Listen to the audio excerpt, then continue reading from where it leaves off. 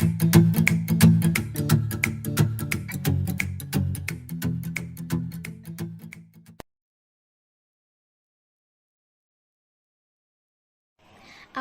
és un dia com qualsevol altre.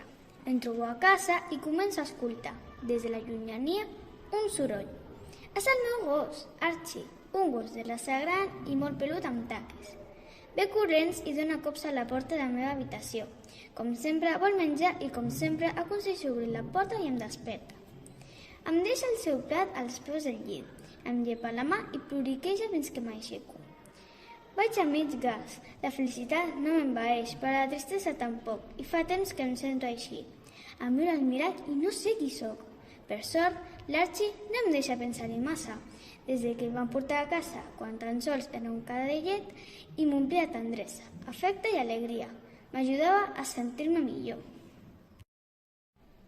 En donar de menjar a l'Archie, me n'adono de l'hora que és i he de sortir corrents cap a l'institut.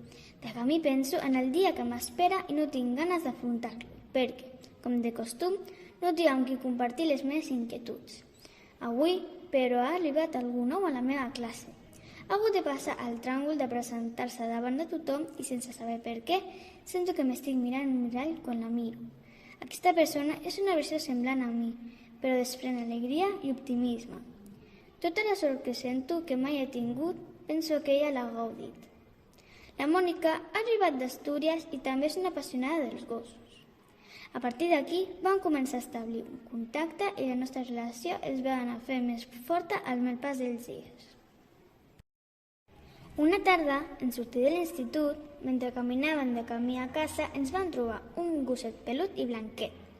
Semblava abandonat i ens va seguir fins a casa. Era juganer, nerviós i molt afectuós. Una breu estona em va captivar i ens va robar el cor. En arribar a casa de la Mònica, el primer que vam fer va ser donar-li menjar i beure. Tot seguit, el vam posar a la dutxa i el vam banyar. Quina falta li feia! En aquell precís moment, vam arribar als pares de la Mònica i es va trobar el bany fet un desastre i un gos dins de la banyera. El vam explicar el que ens havia passat i la Mònica va aconseguir convèncer-los per adoptar-lo. A partir d'aquell dia, la Mònica i jo, juntament amb l'Archie i el Floquet, vam compartir moments divertits i alegres mentre passejàvem pel parc, jugàvem a llençar la pilota i berenàvem a la platja. Des que van aparèixer a la meva vida, tot ha canviat i ha anat a millor. Ara em sento més content, satisfet i segur de mi mateix. Mai creïs que tot està perdut, sempre tornarà a sortir el sol. Però aquesta història també podria tenir un altre desenllaç. Per mi els dies començaven a tenir més sentit. Per fi havia trobat algú amb qui poder sentir-me a gust i compartir els meus sentiments i el meu dia a dia. La Mònica era molt sociable i coneixia un grup de nois i noies que feien de voluntaris a una protectora d'animals. Un divendres, a la sortida de l'institut, em van proposar que l'endemà l'acompanyés a passejar i a tenir cura dels animals que allà vivien. Vaig acceptar la proposta amb alegria i molta il·lusió. Sense dubte, els animals, com l'Archie, eren els que m'havien ajudat de debò al llarg dels meus últims anys. Quan vam arribar de la protectora d'animals, l'Archie va començar a posar-se nerviós. Corria amunt i avall, movent la cua amb intensitat. Passats uns minuts, vam observar com l'Archie s'apropava lentament i amb curiositat a una de les casetes de gossos.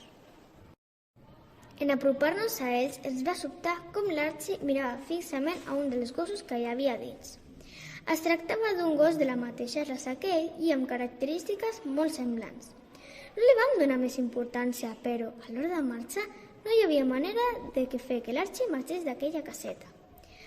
L'Archie ploriquejava i no deixava d'olorar aquell gos.